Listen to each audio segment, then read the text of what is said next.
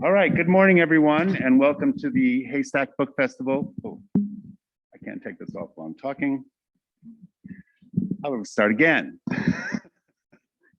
Good morning, everyone, and welcome to the Haystack Book Festival here at the Norfolk Library. We also want to welcome our friends watching on Zoom, on our live stream. Thank you for tuning in.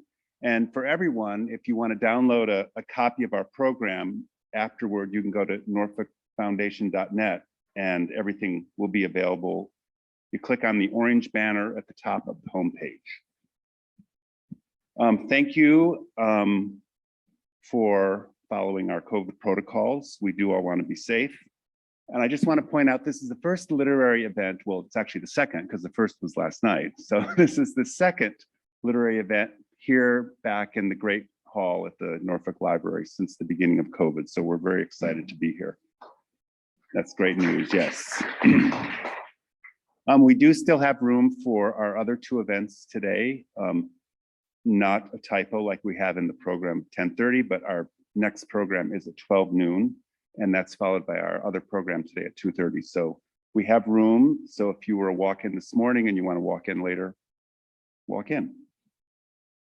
We are also, I just want to point out, we will be selling books after the event over here, and our authors will be signing in the back of the room. So unlike last night where we sort of had an event as the signing in the front of the library, we're going to keep everything in this room today.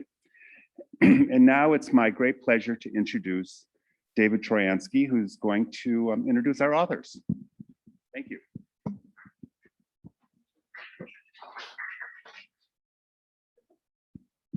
So, trying to juggle the program, the mic, and the mask.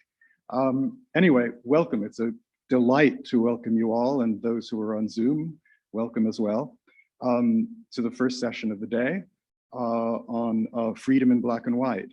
And we have two really distinguished historians who made their reputations early with rather local studies.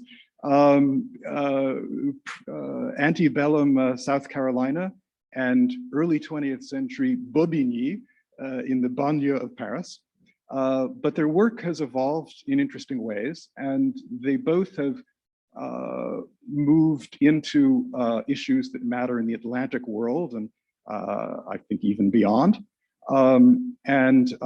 It's great that the recent book, their most recent books, touch on issues of freedom, unfreedom, and race, hence the title of the session.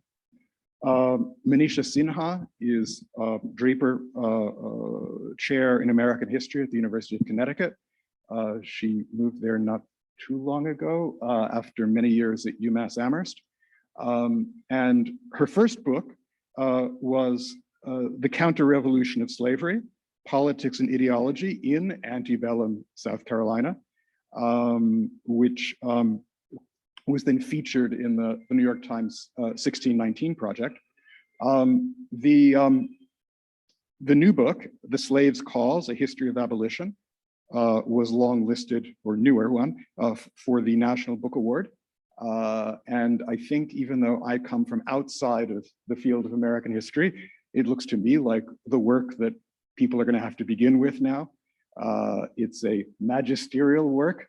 You can see it sitting over there, if not monumental work. And I think it really does some important things in looking at interracial movements in American history, an Atlantic context. And I think it has ramifications for the present. So too for Tyler Stovall, who is the Dean of the Graduate School of Arts and Sciences at Fordham University, where he arrived last year after many years in the University of California, both at Berkeley and Santa Cruz. Since he and I are both French historians, I've kind of been following his work from the beginning. And the beginning was that study of Bobigny. It was called The Rise of the Paris Red Belt. But after that, he started moving into the area of the history of race, looking at African Americans in Paris, a book called Paris Noir, African Americans in the City of Light, And he continues to work on issues of race in French history, both single-authored things and co-edited works. And he's also the author of a really good textbook that I'll be assigning this semester, called Transnational France, The Modern History of the Universal Nation. And so you can see in the title the way in which he, like a lot of other people, in some ways following his lead, have tried to globalize French history. In any case, I'll get out of the way, and our two authors will speak to each other for about 45, 50 minutes. There'll then be time for questions, both from the floor and from the Zoom. So Manisha Sinha, Tyler Stovall.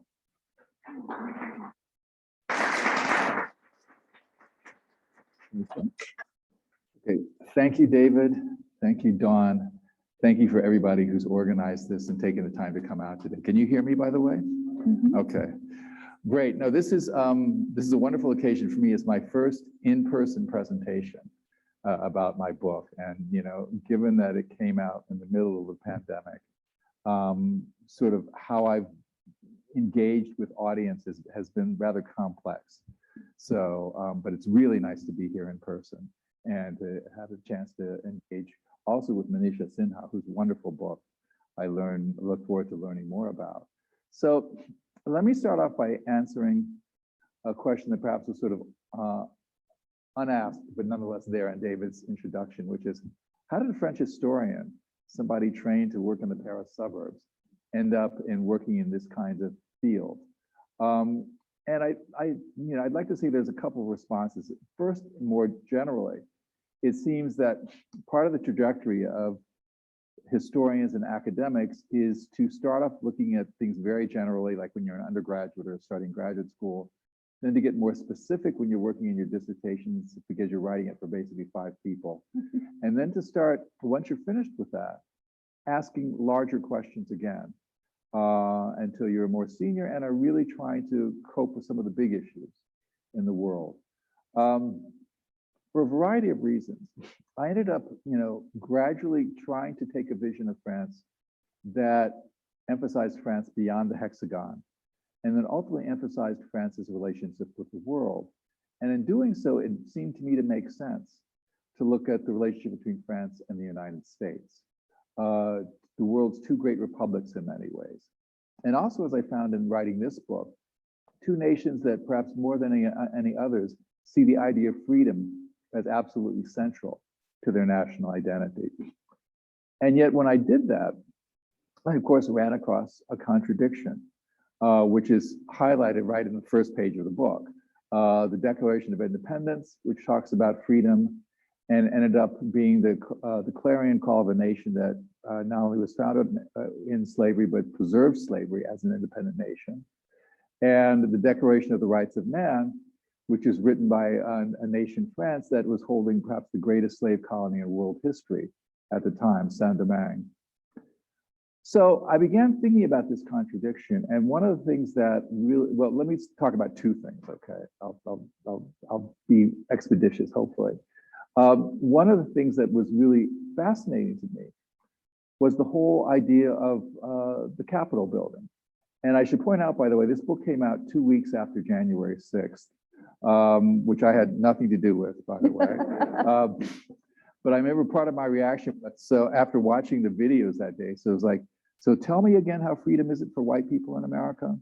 But I was interested in the whole discovery that slave labor had helped build the Capitol building.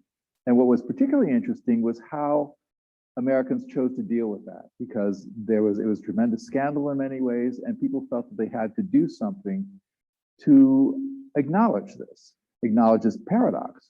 And so what they did, and this was one of the few bipartisan efforts that I know of in recent American history, Republicans and Democrats came together to decide to dedicate part of the Capitol building as Emancipation Hall in honor of the slaves that had helped build it.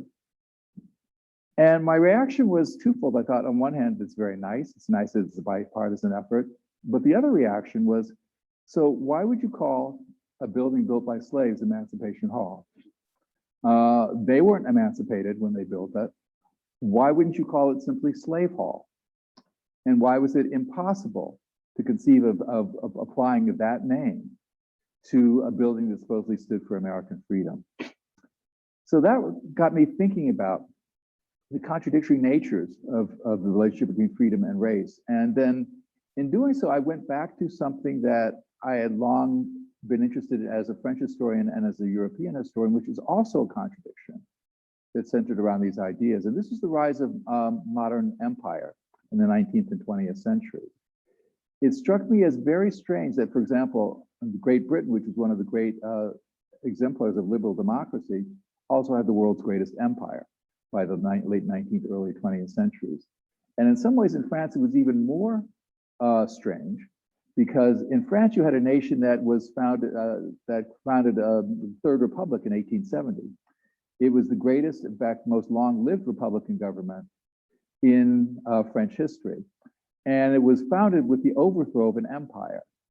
And yet the Third Republic went on to found the greatest empire in French history, in North Africa, Indochina, and Sub-Saharan Africa. And it was literally an empire without an emperor, one that was at the same time devoted to citizenship and imperial status. And so I began considering these contradictions, and after a while, it seemed to me that if you have these kinds of paradoxes that exist over time, after a while, you really can't think of them as paradoxes anymore. If people see these things as going together, there must be some sort of underlying unity between these ideas. And I decided what the underlying unity was race, was racial difference. That freedom could be seen as coterminous with empire and racial subjugation, as long as freedom was seen as basically reserved for whites and not supposed to exist for people that were not white. And that's where I came up with the basic idea: freedom is whiteness is freedom, freedom is whiteness. And so what I try to do in this book is to explore the different ways in which white identity was shaped around the idea of freedom. And it was shaped also around the idea of the denial of freedom to people who were not white. And at the same time, look at the ways in which people who were not white struggled against that, which is something that brings us to Manisha's book, for example. And the way in which these two sort of visions of freedom interacted over time. And I thought it was very important to look at the whole relationship between whiteness and freedom, because it's something that's often been overlooked. And yet, as the old phrase "free, white, and 21" goes, there is often an underlying unity. And that's what I tried to do in this book. Great, that's a wonderful introduction to your book, which I really enjoyed reading in the last few days, Tyler. And you know, I have so many questions for you, and he pretty much answered most of them in his introduction. You know, when I began your book, it was with a resistant attitude. You know, how can freedom, a universal value, be racialized and be seen only as white? And as I read your book, and by the time I reached the end, you nearly had me there. You know? I was like, it's just a wonderful sweep of, I would say, a world history, really, that integrates histories in a way that most historians, especially those bound by national boundaries or even continental ones, you know, if you're Europeanist, you know, imperialism is something that other people do, right? And so I thought it just was eye-opening, just integrating and seeing those intersections between the histories of slavery and democracy in the United States, being the history of imperialism and the rise of democracy and freedom in Europe and in those sort of classic states, France and Britain, the largest empires, as you put it. So here's my first question to you, okay? And you know, I thought of this. I was comparing your book to James Kloppenberg's new book, To a Democracy, which also looks at the development of democracy in the Western world, particularly in the United States, France, and England. And Kloppenberg sort of says, you know, French republicanism is this unstable, you know, all these republics rising, and you know, then Napoleon and overthrowing the first, and then the second, and third. It's just this intemperate model of democracy. And he compares the United States more to Britain as this sort of more moderate march towards republicanism, more long-lasting and successful experiments in democracy. And as a historian of the Civil War and Reconstruction, trained as one, I was like, no, not really. The United States has been pretty violent too. There have been, real violence and disjunctures in U.S. history. And I was just wondering how you would respond to somebody like Kloppenberg, because that's a very entrenched way of looking at the development of Western democracy, looking at the Anglo-American model as sort of more long-lasting, successful one, versus, the French, which just seems, they're also conquered by the so it seems less linear, less progressive, let's say. At least that's, and not that I defend that idea. There are a lot of problems, as I just noted, with that idea. But how would you respond to that? Because your main points of comparison, as you put it, were the experiments in Republican government in France and the United States. Yeah, well, let me respond to it. Thank you for the question. It's a wonderful question, and it's a really interesting point. And let me point out, by the way, in response to that, partly is that for all the idea that French republicanism is very unstable, in 7 years, the fifth republic will now be the longest lived republic in French history. So they've finally gotten something right, maybe, put it that way. But yeah, I think for one thing, that analysis tends to neglect the real sort of turbulence of political life in America and Britain, and tends to see there is this idea that the American Republic was established in the American Revolution, and America's had a Republican government ever since, right? Such an idea neglects several things, it seems to me. It neglects, first of all, the fact that the Republic ultimately had to give way to the Civil War. It wasn't until the Civil War that you truly had a stable government. And if you look at it in that way, it's not so different from a country like France, for example, which went through several experiments until it finally founded a stable republic in 1870. If you compare 1870 to 1865, then all of a sudden this is not so different. But let me answer it in another way as well. And I want to look at the comparison between Britain and France. And in particular, one of the things I was trained to look at as a historian of modern Europe was the whole history of decolonization. And it was often seen as the right way versus the wrong way. The right way was the British way, peaceful decolonization, so on and so forth. The wrong way was the French way. The war in Indochina, the war in Algeria, so on and so forth. Well, if you look at it a bit more deeply, first of all, decolonization in India wasn't so peaceful. Hundreds of thousands, maybe a million people died in that struggle, right? So, and if you look at the other great example, in 1947, the decolonization of Palestine and the independence of Israel, that created one of the world's great conflicts that still endures to the present day. So it's hard to say that in either case, Britain was all that successful in terms of creating a new model.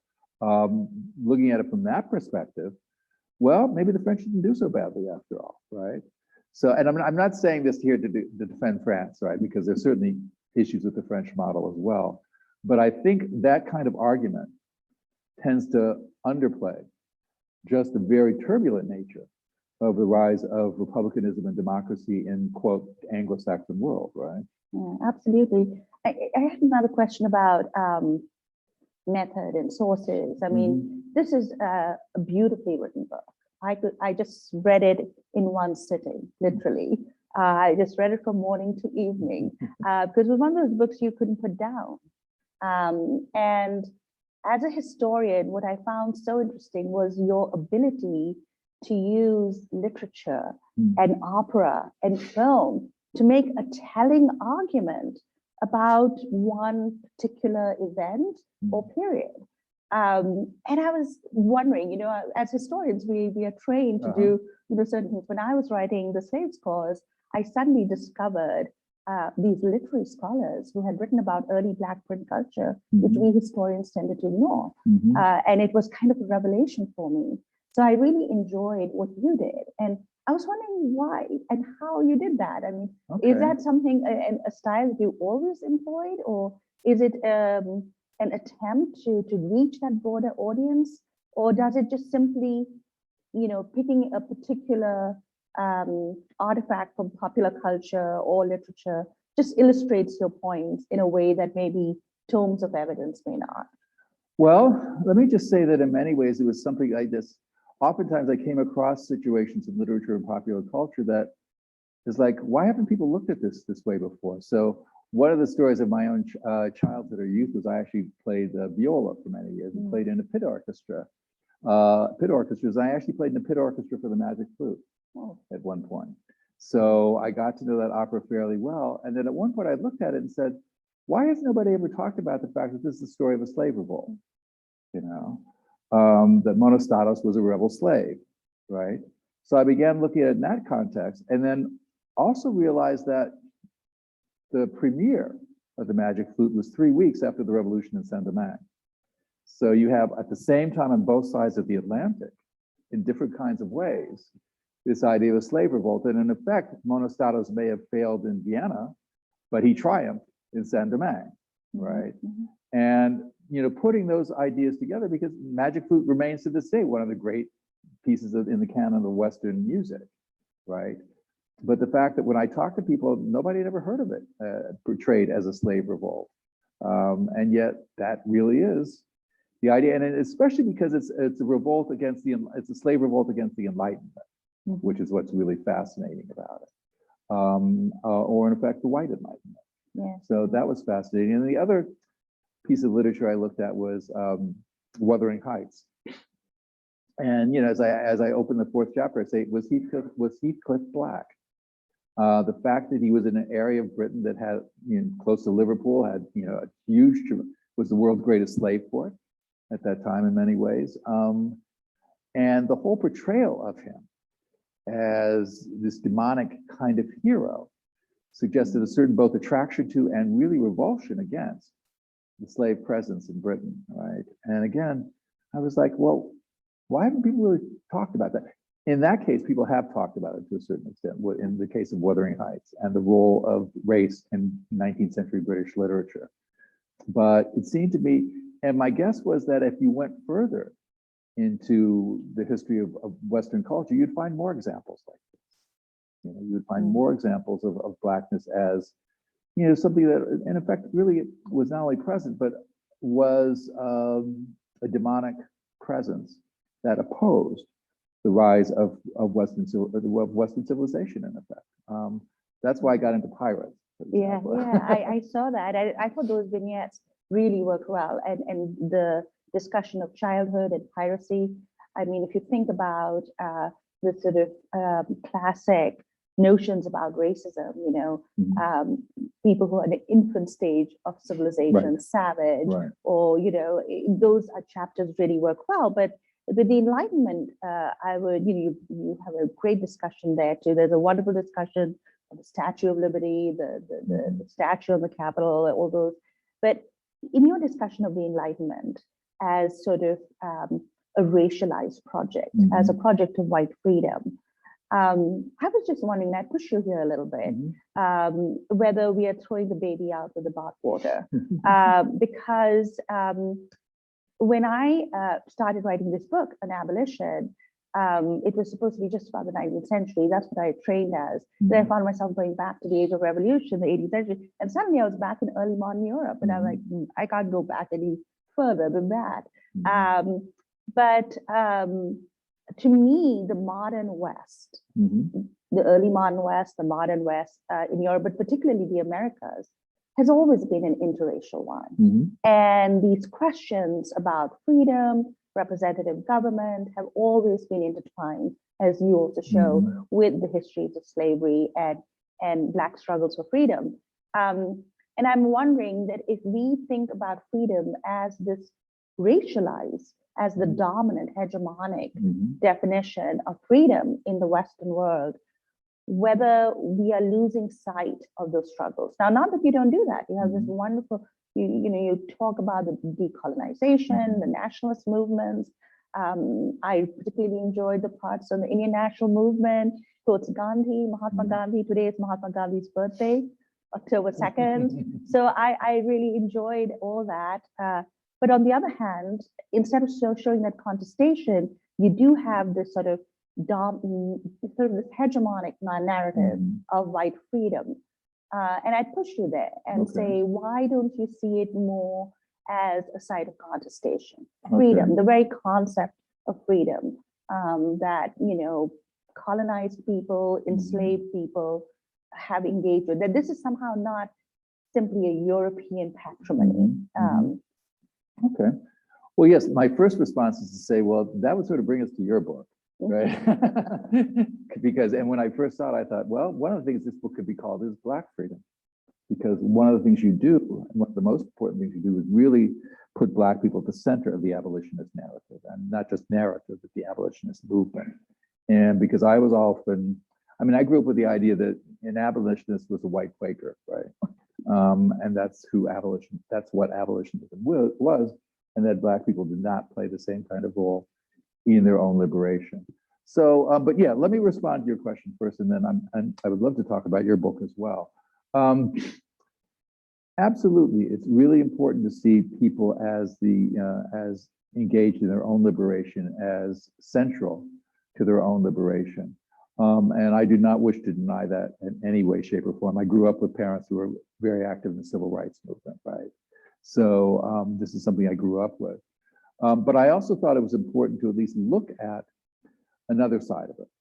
Look at the side that argued that basically freedom was something that was really a privilege of white people. And that was why, for example, I got into writing about the Statue of Liberty, which I basically saw as a white Statue of Liberty, because it was something that emphasized whiteness as part of its the character, and that only recently has it become public knowledge that the reason the French gave the Statue of Liberty to the United States was to celebrate the end of slavery. So its relationship to the end of slavery was pretty much ignored until very, very recently, basically. I certainly didn't grow up knowing anything about that had any relationship at all to American slavery. Let me also answer by looking at another issue, which is because the last chapter of the book goes up pretty much to the present day. And it's called the Fall and Rise of White Freedom. Because one of the things I argue is that in many ways, especially in America, 1965 represents the ultimate sort of year of the achievement of multicultural freedom, the passage of the Voting Rights Act, the Civil Rights Act, the sort of culmination of the civil rights movement. But then you had a powerful reaction against that, symbolized by Reaganism, symbolized by the Trumpism, symbolized by things like the struggle against busing and school integration, the successful struggle against school integration, I would add.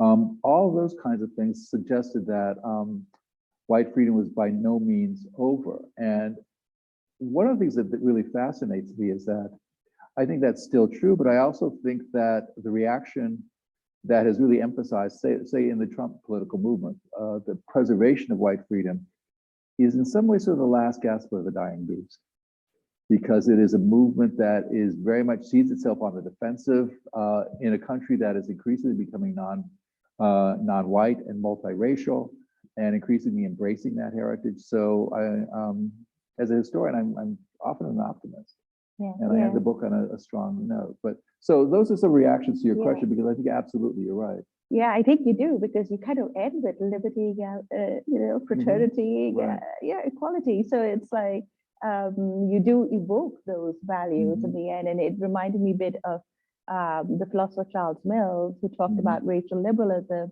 who recently passed away. He sort of, one of the last things he wrote was, well, yes, I've criticized this project a lot, but now that it is under attack by authoritarianism all around the world, let's not forget some of the values that we can retrieve from them.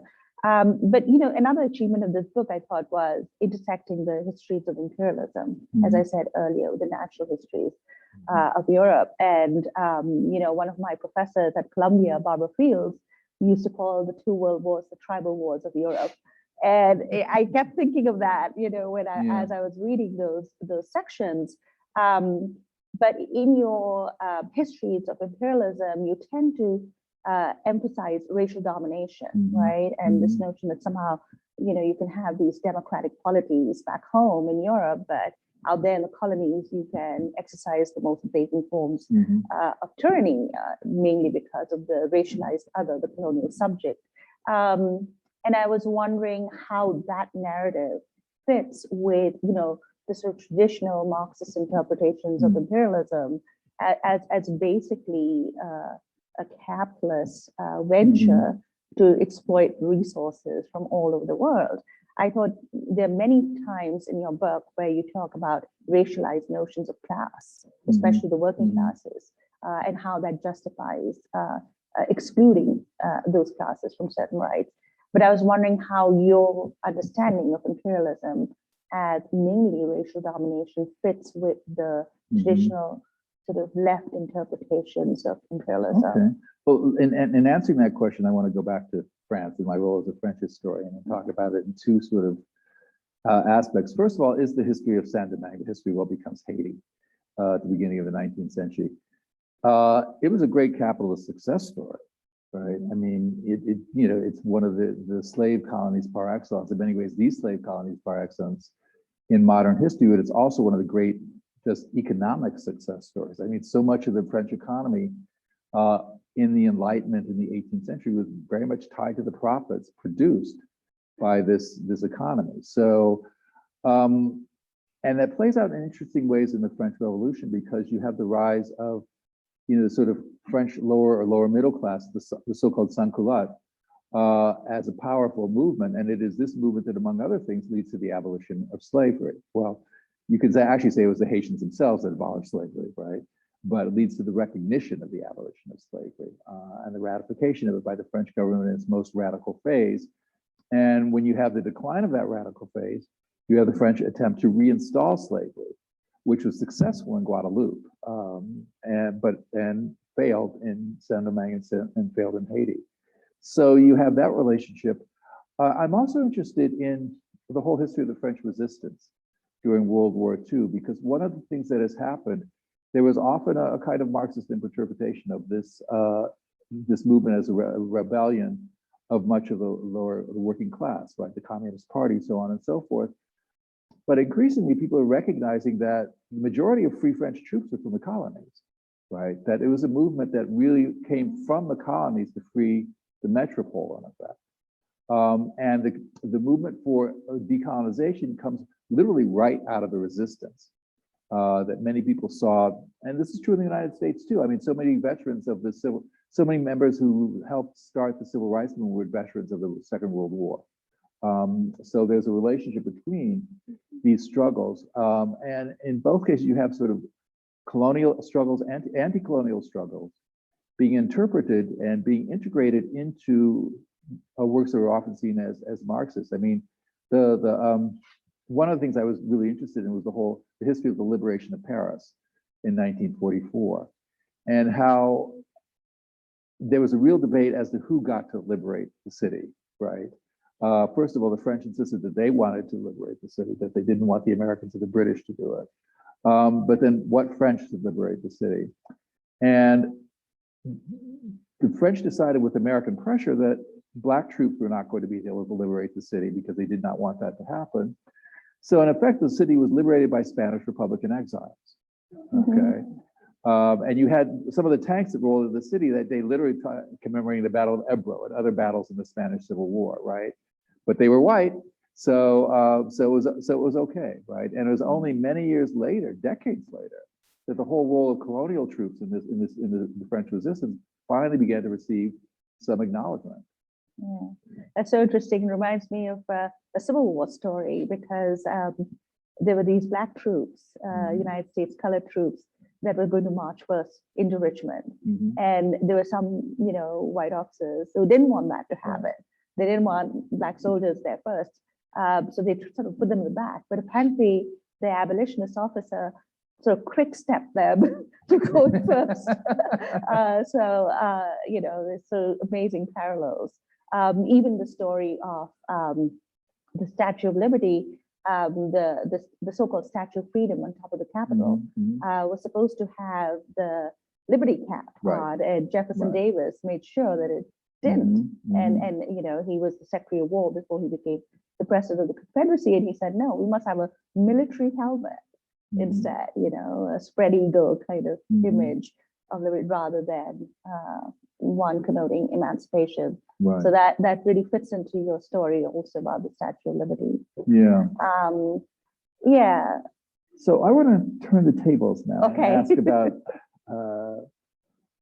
your work and ask about how you got started in this idea and how, I mean, it seems to me your central narrative is to really place not just the role of African Americans in the abolitionist movement, but looking at it as an interracial movement at the same time, and looking at the ways in which it exemplifies how blacks and whites related to each other politically in the years leading up to emancipation. Yeah, I always read histories of abolition that portrayed abolitionists as sort of religious, northern middle class reformers coming out of the Second Great Awakening, religious revivals of moral reform movements. And, even though they were sort of celebrated in popular culture, in academia, they were seen as these sort of bourgeois, economically conservative, racially paternalistic whites. And, abolition just didn't seem like a mass movement, but here was a movement that did become somewhat of a mass movement and did manage to sort of swing the pendulum in terms of getting an anti-slavery politician elected president. So I sort of started looking particularly at the role of African Americans in the movement, and I realized that to tell that in isolation is actually to miss their significance. I mean, you need to reimagine abolition as an interracial radical social movement in which, women, ordinary men and women, blacks and whites, played an important role. So just with that idea and using social movement theory, I went back to looking at abolitionist literature as movement literature, looking at the ways in which they mobilize people through lecture circuits. And it was very common to dismiss abolitionists as politically insignificant because they were for the immediate end of slavery, and not just the immediate end of slavery, but for Black equality, for Black citizenship.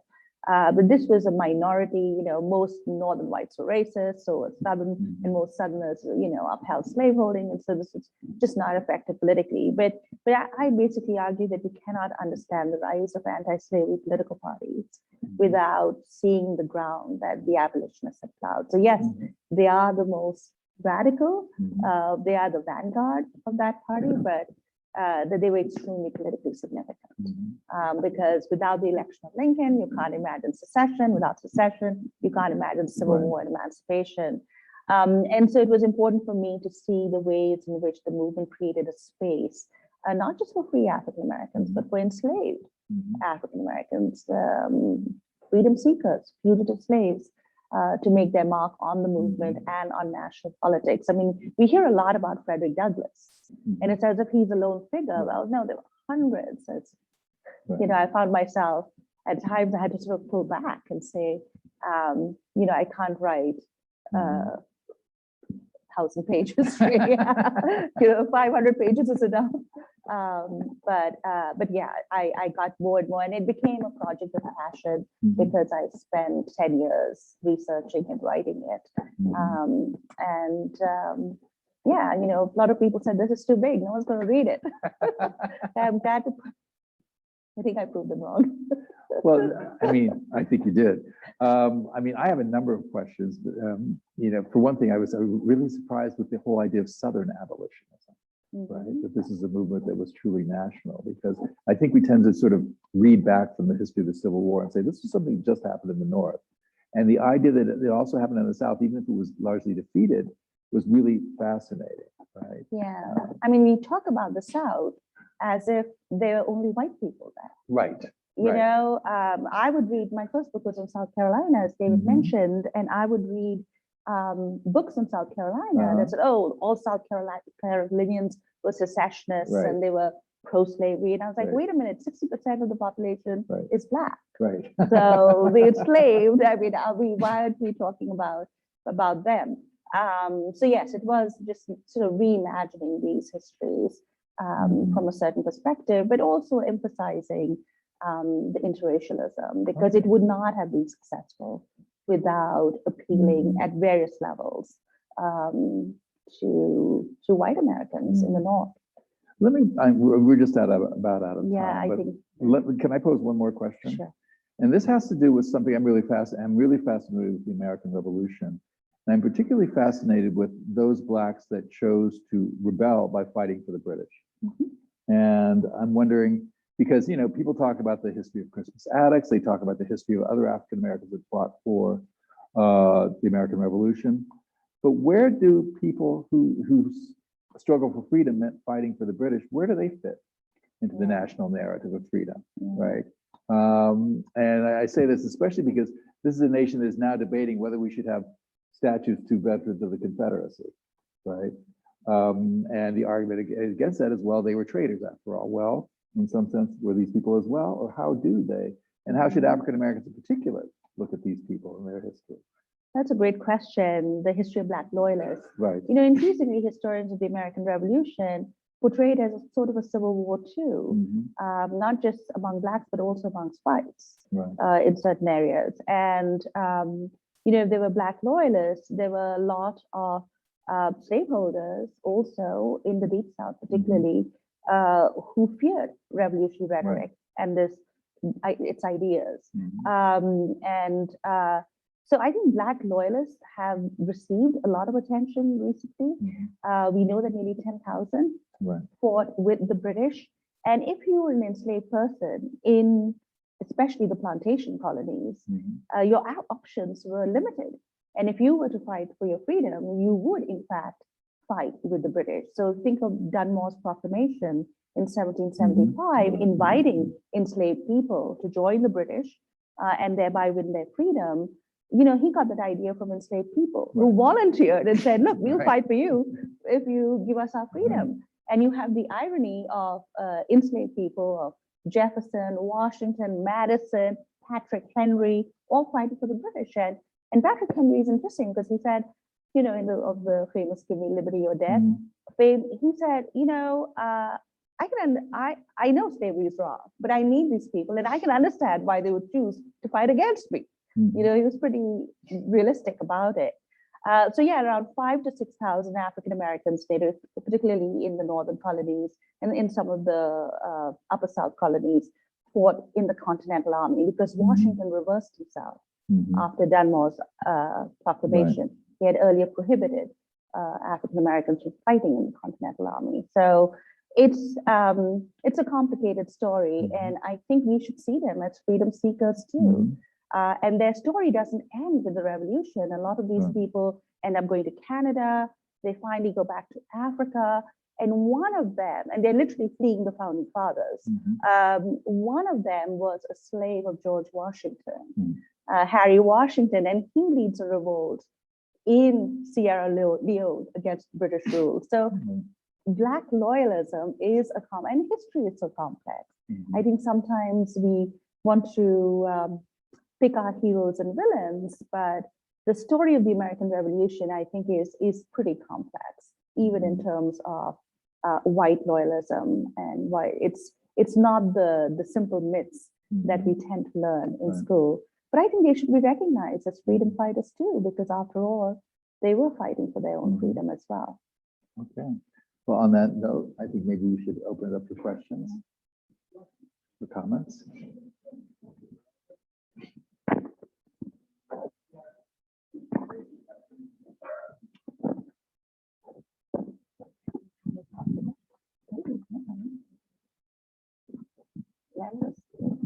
Thank you.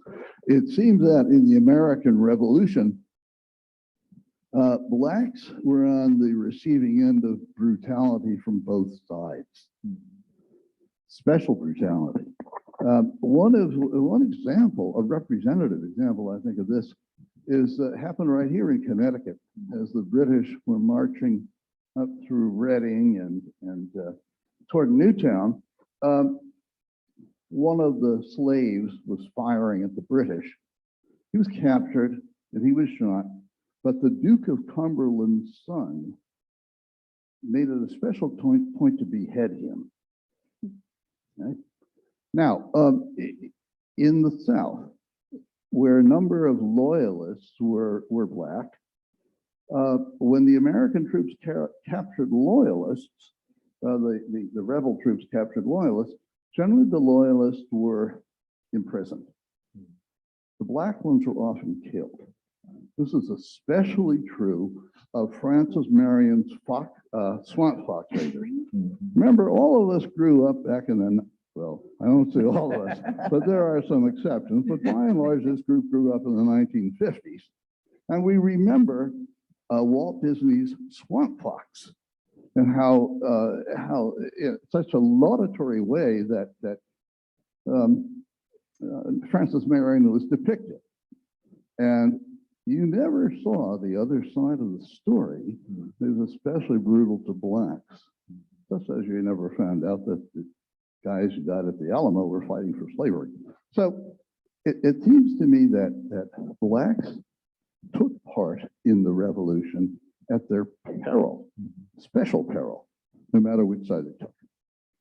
Could you comment on that? Or there isn't a question there, I guess, is there?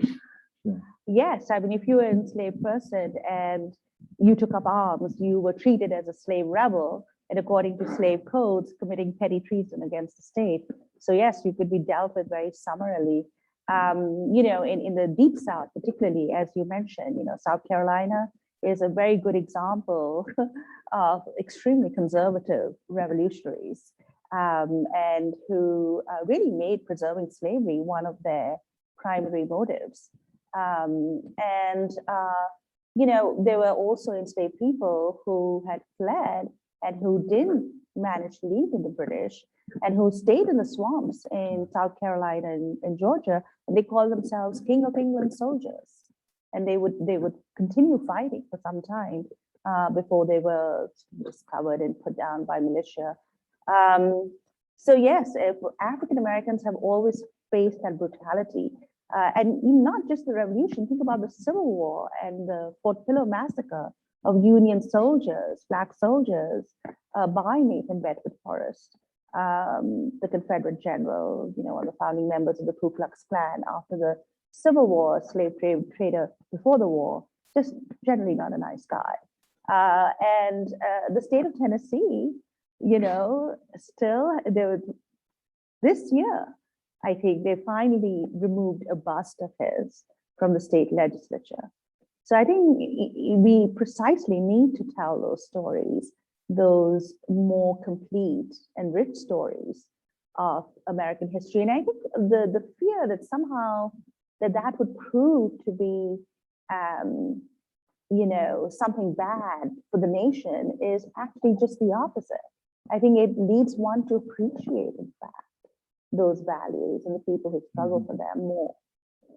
Yeah, let me just add just a couple points about that. I mean, Manisha said that the American Revolution is very complicated. Yeah, so is the Civil War. And you know, one of the things that'd be interesting to see is, can we look at both as, in effect, history of slave revolts, or some of the greatest slave revolts in American history? What does it mean to look at these episodes as examples of slave revolts for freedom?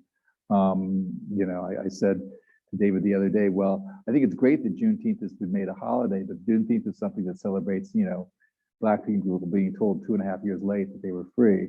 How about celebrating as a holiday slave revolts like Nat Turner's Rebellion or things like that?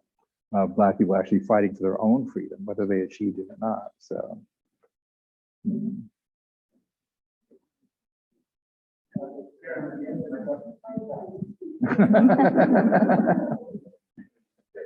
Oh, I agree.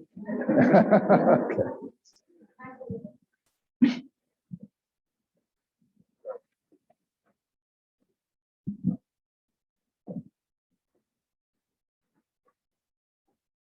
So I'll read the question from the chat. This is from Mark Scherzer. There's much in our current relationship with the world that is imperial, though in a different form, particularly with non-white nations. Can you address how we reconcile that with the current state of our domestic conception of freedom and race relations? Okay, well, that's a small question. Well, let me just make one point, which is that America's relationship with the rest of the world is imperial, but it's also very complex. One of the major themes of America's relationship with the world is the role of African American culture in that relationship, which is tremendously influential. It's not egalitarian by any means, but it also is something that has oftentimes, inspired rebel movements throughout the world. I mean, I can remember what the founding of one of the first sort of protest movements of Mizrahi Jews in Israel it took the name of Black Panthers, right? And there's plenty of examples of throughout the world. So I think it's a complicated question. I think there's more than one side to it. Mm-hmm. I would agree. I do think that the history of the formal empire, and the way it's shown in your book, and how it intersected with the history of Jim Crow in this country, and how that formal overthrow. I mean, at least the Second World War made racism unfashionable, or at least we thought. I think it's an ongoing question, and it's particularly today in the United States when there are people spouting, Madison Grant's ideas of the replacement theory that somehow the United States will no longer be a so-called quote white nation, with increasing immigration from different parts of the globe, from Latin America, Asia, Africa, the Caribbean. I think these domestic questions have a transnational significance. And for the United States, these questions have finally come home in ways that connect perhaps global struggles with struggles even more directly. As it's shown in your book, we can't think about the civil rights movement without knowing about the history of decolonization in Africa and Asia. We can't really, these histories were so intermingled. And I think similarly today, those histories will continue to be for the United States. As an Indian American, as an immigrant to this country, who was naturalized and who would not have been allowed to naturalize by the 1924 law, I didn't think I'd live to see somebody of Jamaican and Indian descent, and a woman to boot, become the vice president. And at one level, it's simply symbolic, but at another level, I think it does speak to our changing domestic,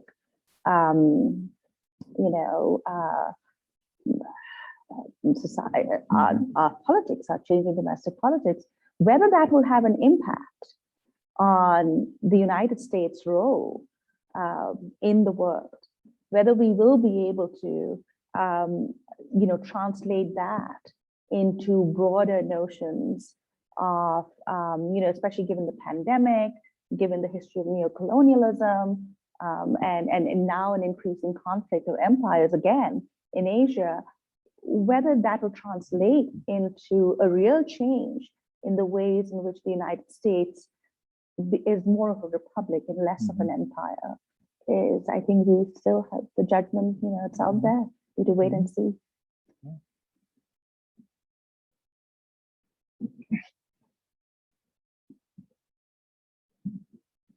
I hope I can ask this well.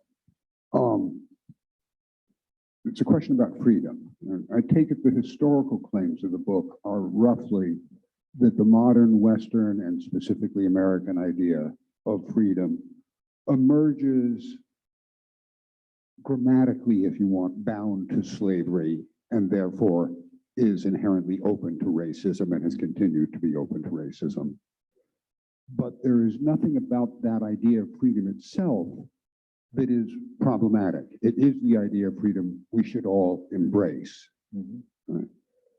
But there's also at least moments in the books where it seems to me the claim is more like the idea of freedom is itself a problem. Right? And that there's a kind of argument that has to be had about freedom. And you might say in American history that argument is partly acted out in Reconstruction, and it's partly maybe resurfaced now around issues of equity, right, where formal rights and that kind of freedom is not adequate, is not good enough. Do you mean to open that kind of argument, or are you Well, I'm no. not sure what the question is, but. No, thank you. I mean, this is a really good question, and it has a lot of parts to it. One of the things I talk about is that the idea that freedom is good is not always the case. I mean, you know, I talk about things like anarchy as an example of freedom that is bad, right? Or the idea of the libertine as somebody whose sexual freedom is basically oppressive and destructive, right? And you can look at different examples in American culture that basically, well, or you could talk about, well, childhood, right? Children are on the one hand being trained to be free, but of course they are heavily controlled. And if they're too free, then that poses a real danger, both to themselves, especially to themselves, and to the society as a whole. So I think that's one point. I think that, you know, it's also true that racism is not seen as necessarily bad, you know, and that's not true just in, you know, fundamentally racist societies and others as well. So there's that side to it. And one of the things I'm interested in is why freedom becomes such a positive and important idea. But I think you're also right that in many cases, people who embrace the idea of freedom, they are very well aware of these contradictions, right? And they try and solve them by dehumanizing people that are not allowed to be free, basically, because if they're not human anymore, then you don't have to worry about them being free because they're not human, right? So I think there's different aspects to it, but to go back to your central question, you know, I basically see freedom as, and I think most people see freedom as a positive ideology. Not always, but most people see it that way. And it is part of the struggle that people have dealt with to explore the ways in which freedom can become truly appropriate for all. I mean, all you have to do is look at the history of American foreign policy, say during the 1950s and the 1960s, when America was trying to, you know, emphasize its position in the Cold War in African and Asian countries, and the first response it would get was usually, well, what about racism, right? What about the civil rights movement? And so there was this understanding that this was a problem that had to be dealt with. That coexisted oftentimes with the continuation of a racialized view of freedom, but nonetheless, there was, I think, an understanding that this was a problem that had to be dealt with as a contradiction, even if you dealt with it only by ignoring it. Still, it was a problem that, you know, freedom ultimately should be something that was appropriate for all.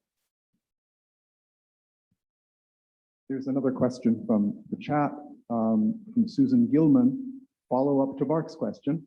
There seem to be differently racialized conceptions of white freedom these days. Freedom from, government, etc., not freedom to. Do you see that as part of the fractured history of white-black freedoms, plural? I mean, I think that's an excellent question. One example is the whole struggle today over vaccination, all right, where people really emphasize in many different kinds of ways that not being vaccinated is an assertion of freedom. That vaccination, on the other hand, is something that is imposed by the government, is imposed against people's wills. And one of the interesting things to me about this debate is how it also is sort of embracing the whole issue of abortion and choice. People's ability to control their own bodies, right? That represents a kind of freedom. But especially in the case of vaccination, all you have to do is look at where this argument is strongest. And I'm not saying it's just a white Southern thing, because it certainly isn't. But that is where it is most powerful, it seems to be. And that's just one example. The whole idea that white freedom is freedom from government control. Freedom from government control, that, by the way, because government is supposed to be representative of all people, in many ways represents freedom from non-whites, basically, including freedom from structures that include non-white. So I think that those kinds of things still exist to this day. I think that all you have to do is look at the fact that a state like West Virginia, which is one of the wider states in the country, is also a state that really embraces freedom and embraces the idea that freedom is independence, in effect. Well, yeah, is independence, freedom from control by the nation state, which is increasingly seen as a multicultural nation state. And I would add to that, you know, this is a very peculiar feature of American conservatism, this anti-government Mhm. rhetoric. We always wonder, why is it that social goods and a social state is so controversial in the United States when compared to European countries and other countries across the world? And part of it, I think, has to do with racism. Mhm. And it shows how racism emasculates democracy in this country, because somehow, people who are unworthy or who are non-white are going to get these goods. Mhm. And therefore, and this anti-government notion, I think, as Eric Foner, who's right here in this audience, has shown, really goes back to Reconstruction. Mhm. When the federal government intervened to establish civil rights laws and constitutional amendments that established a non-racial definition of national citizenship in this country, birthright citizenship, and that is something that most Southern white elites, particularly, were not very comfortable with. And you can see that anti-tax, anti-government rhetoric, and how that has now been mobilized by the modern right to see anything. And then, of course, it becomes entangled with the Cold War history. It's all Marxism, socialism, it's the enemy. That's what it is. They don't have any conception of a social welfare state. And part of it is, I think, is the acute racism, Mhm. that somehow unworthy Americans will benefit from social goods. And that's a very peculiar feature of the United States. My husband, who's German, he is stunned because he says the most conservative politicians in Germany would not actually, question these ideas, that the state has a positive role to play in securing to its citizens certain basic rights and certain social goods. Oh, wow. Okay.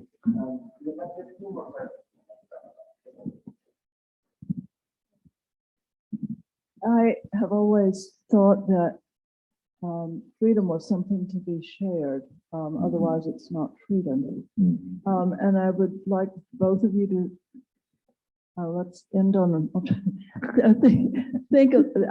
respond to the notion that freedom needs to be paired with equality and also with justice before it's properly freedom, and that freedom for me alone is actually a degradation of the social idea. I would agree with that. I would also note that in much of modern history, freedom and equality have often been seen as opposites.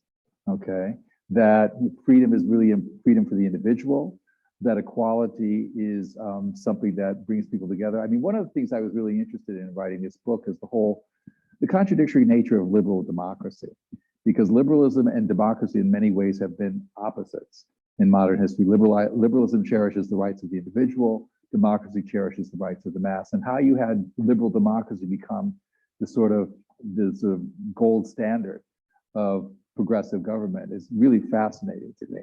And I think it really reveals these contradictions. So there's a lot more I can say about that, but I think that what you've posed is ultimately a key issue, how to make freedom and equality work together. Yeah. I would agree. I think the idea of freedom as simply just view it in a very individualistic and selfish fashion is in fact a problem. And I think we could go back to old ideas of Republican government, the ability to perceive the common good. That's what makes a virtuous citizen. And look at us today. The reason why republicanism has always been seen as a fragile experiment has been because of the inability of people to perceive the common good, or to set aside sometimes your individual self-interest for the common good. You would go back to that old notion of republicanism with a small r. Thank you for this great discussion and for the books that it rests on. It's a really wonderful contribution. I wonder if you could come back to the question of freedom and capitalism, or freedom, slavery, and capitalism, which I think builds on the previous discussion. One thing that I've been thinking about, and this is coming out of a French context, is that one of the particularities of French abolitionism in the pre-French Revolution, Haitian Revolution period is that it was strongly vested in economic liberalism and in arguments for free trade, right? So free trade went together in the French claim and anti-slavery, but also a pro-colonial, certainly not anti-racist ideology. So right there, you have this, very kind of tangled thinking about capitalism, freedom, slavery, colonialism, and race. So I wonder if you could unpack some of that a little bit more. In 2 minutes, right? In 2 minutes. Yeah, let me just say, first of all, that, much of the idea of,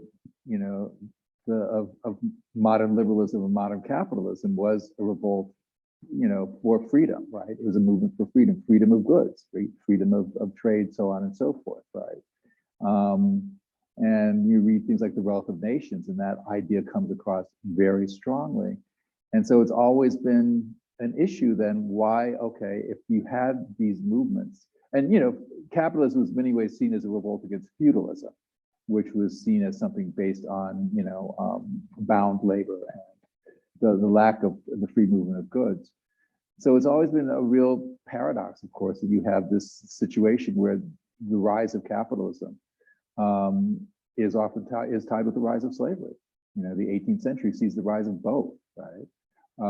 And in the French context, I think, you're absolutely right. I mean, this is a movement that is seen as, in many ways, a movement in favor of individual liberty, but I guess the question is who counts as an individual ultimately.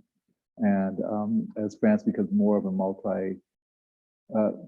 a transnational nation, in effect, more of a global nation, it really comes down to, well, not everybody counts as free. Now, of course, even slaves have a role to play in capitalism. Like they have a central role to play. They play a role in many different ways, but they do so precisely because they are not free, it seems to me, and therefore you have this basic, challenge. And I think the rise of racism is something that both arises out of that and also speaks to that in terms of the rise of capitalism in the modern world. Yeah, I would agree. I mean, there's this big Anglo-American tradition too, not just the French, looking at the idea of free trade, free market, contract freedom as being part of political freedom, that those things go hand in hand. And actually, as Tyler shows in his book, and as I think most historians looking at the history of the evolution of capitalism and democracy in the Western world would argue, at least I would, that they've not marched lockstep. They've often been in conflict and continue to do so. Okay. That's it. Thank you. Thank you.